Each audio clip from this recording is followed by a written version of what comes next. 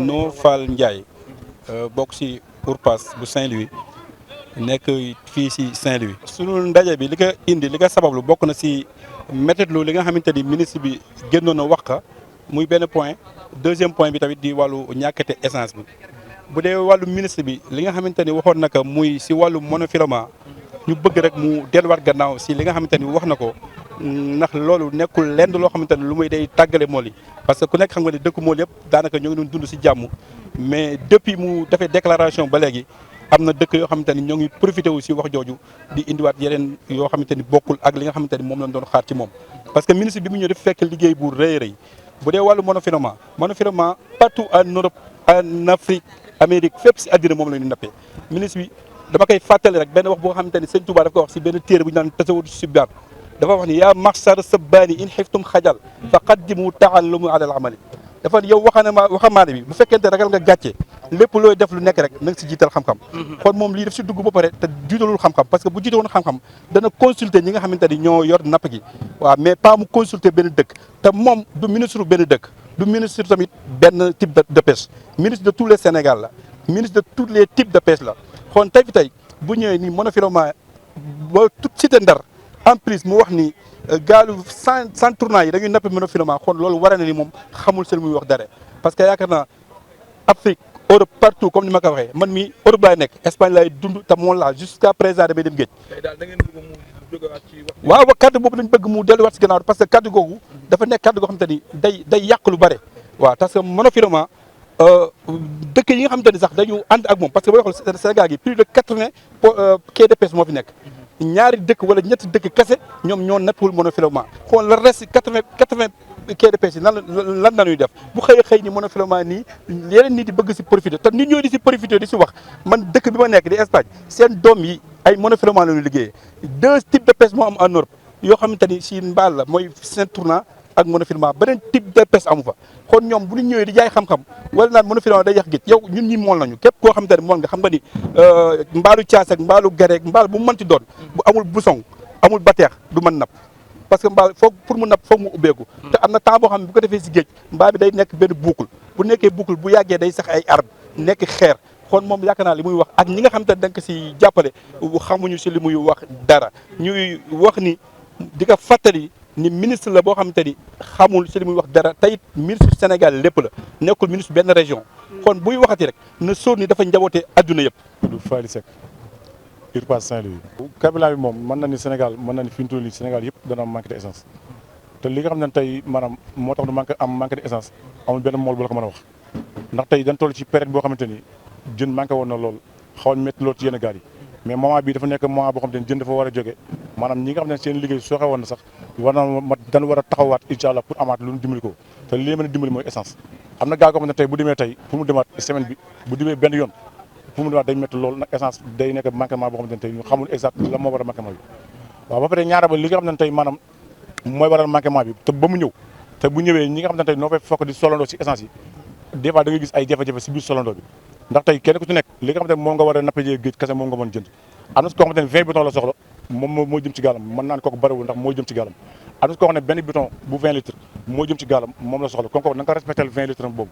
te it maanaam droit yi nga xamante ne maanaam nit ki war na ko am si extension bu ñëwee droit yooyu nit ñi ñu leen koy fàttali képp koo xam ne am nga extension si dëkk man jàpp naa ne bëgg nga dimbali dëkk bi bëgg nga yokk koom-koomu dëkk bi bëgg nga jàpp si ñi nga xamante ne tey mooy luy doxal dëkk bi kon da nga war a yemale ki nga xamante ne benn bidon la am te yaakaar ka ak am 20 bidon te yaakaar ka ñi nga xamante ne ay pompis na ñu tegle ci pompis yi ñoom ñuy jaay ñoom ñuy xool seen diggante ak yàlla si li nga xamante ne tey moom leen liggéeyloo ki nga xam ne dafa ñëw di jënd essence am mu jiitu na nga xamal ni que yaa jiitu ka sa topp nu xamal ni que yaa sa topp bu defee maanaam mu bañ a am woote téléphone bàyyil ma maa ngi ñëw dinaa jox dara yooyu noonu dafa war a jóg Sénégal li nga xamante ne tey mooy indi jafe-jafe yëpp maam ger la ci bokk te ger képp kuy dund ku nekk war nga mën a moytu di lekk ger na lekk ger jëmalewul réew kanam gannaaw rek la koy jëmee waaw ba pare ñaare ba it maanaam jafe-jafe yi nga xam ne ñun ñu ngi koy dund maanaam dafa pas de responsabilité boo xamante ne ñun suñu état da ko ci am ndax gis nga réew bu la jiitalee maam ni la yow yaa jiite réew mi nekkul nu yàggan ci réew mi dafa yaanu doy moo tax ñu jiital la te nit boo xamante ba jiite nekk njit da nga war a yore jukko yi koo xamante ni maanaam day fàtte li nga xamante ne da nga ko def muy métti di jëlale bañ a yore jukkoy gëlëm ndax gëlëm maanaam luñ ko def ci xalel su màggee da koy fayu ndegam fayu ko maanaam du am jàmm te réew bu ne la yaa jiite bopp réew mi wala yaa nekk ci ñi nga xam ne tey dañu war a liggéey yaa seen jiit da nga war a mën a amee beneen jikko nga fàtte ngay jëlale ndax liggéey bi dëkk bi li ñu soxla ñun ci réew mi mooy di xool jafe-jafe yi nga xam ne tey am na ki jël nu andi kii maanaam nu xool li nga xam ne tey moo war a yàqu nu defak mais nu continuer nu liggéey ndax mooy dana am problème bu métti boo xam ne tey ministre de pêche bi maanaam daf ci am pas de responsabilité te ñun fa ko doon séenu ak fi ñu ko gis bokkul dafa mel ni tey ministre bi ñu da ko doon séenu nord mu ñëw sud ndax tey maanaam jafe-jafe yi nga xam ne tey moom la ñu koy dund yaakaar na ne ñun bu ñëwee assemblée donte bu doon benn jafe-jafe dana ko wax ndax Mauritanie dafay nekk di fa dund jafe-jafe Guinée yeneen dëkk yoo xam ne ay dëkk étranger na fa dafay nekk di fa dund ay jafe-jafe yoo xam ne ministère bi yëpp gis na ko te na ci bëtam dafa war a ñëw yokku ci mais war a wàññi dara ndax ministère yëpp na ngi dox sauf ministre de pêche ministre de pêche boo ñëwee ak léegi amul benn jéego boo ne teg na ko boo xam ne dañ ministre de pêche kat am na lu mu yokk ci napp gi mais ministre boo ñëwee di doxal code de la pêche dafa jomb code de la pêche képp ko xam ne am nga entrée système bu la neexee boo ñëwee ma nga nekk ministre de pêche bu leen da nga bëgg sukkandiku ci code de la pêche rek pour nga doxal ko mais duñu bëgg yow nga ñëw nga yokk si li nga xamante ne moo fi nekkoon jafe-jafe moo ñu ko doon dund li tax ñu immigré di am li tax gaal yi nit ñi dee ci géej gi yooyu noonu dañu bëgg ñëw nga saafara ko mais pas nga ñëw di jéem a jaxase mool yi si seen biir te jiyee bu mën am si diggante mool gu ndaw ak mool gu mag ak kii neppe Thiass kii neppe Sinthiou Nante jafe-jafe bu si mënti am suñu ministre moo ko teg ndax li mu wax ñu si bëri dañ ci profité occasion di si wax loo xam ne amaana war na ko wax te képp koo ne na nga jiite ñëpp mën a wax ak ñëpp mais des fois boo amee décision yoo jël foog nga wax ci ak ñëpp. Fama Sarr, je suis femme transformatrice de produits halieutiques, leader communautaire, membre aussi de URPAS. Voilà, aujourd'hui nous nous sommes rencontrés ici pour parler vraiment de deux thématiques qui vraiment est une question qui engendre les communautés des pêcheurs. Je ne dis pas les pêcheurs de la langue de Barbarie seulement, mais les pêcheurs d'une manière générale. Si on parle aujourd'hui de la sortie du ministre de la Pêche lors de l'audience plénière en Assemblée nationale, où il avait indexé la pêche sur le monofilament, on ne va pas s'arrêter en mi-chemin. C'est-à-dire on ne va pas faire des sorties et laisser continuer la procédure. Ce qui veut dire que nous serons toujours là pour interpeller le ministre à revenir raison. Cause pour laquelle ce monofilament dont tout le monde parle aujourd'hui et que tous les pêcheurs sur les 718 km de côte utilisent depuis fort longtemps pour pouvoir survenir à leurs besoins. Si aujourd'hui il y a des communautés qui se disent être du côté du ministre ou bien être du côté du ministre pour être des conseillers et qui ne maîtrisent pas la solution en tant que telle, ne fait que remonter les conflits qui dormaient. Donc nous interpellons encore le ministre à revenir parler avec sa communauté. Comme l'a dit tantôt mes confrères, il n'est pas le ministre d'un seul type de pêche, il n'est pas le ministre d'une seule pièce de parti ou bien ministre d'une seule communauté, mais c'est le ministre de la pêche d'une manière générale qui aujourd'hui on l'attendait à beaucoup de choses. Depuis sa nomination, on s'attendait que beaucoup de problèmes soient résolus, surtout nous les femmes qui se disaient que le ministre de la pêche est une femme, il sera en mesure de résoudre nos problèmes. Étant femme transformatrice, étant femme des pêcheurs, si aujourd'hui on parle d'impacter, les femmes ce sont les impactés directs. Donc nous attendons beaucoup de choses venant de son égard. Si aujourd'hui on l'entend parler vraiment des questions qui ne fait que augmenter le chômage, qui ne fait que remonter cette colère qui était vraiment partie d'une communauté qui a beaucoup quand même jugé des dégâts dont nous ne maîtrisons pas. Nous voulons qu'il revienne à de fortes raisons, qu'il appelle tous les acteurs de la pêche, tous les acteurs. Parce qu'il y a des gens,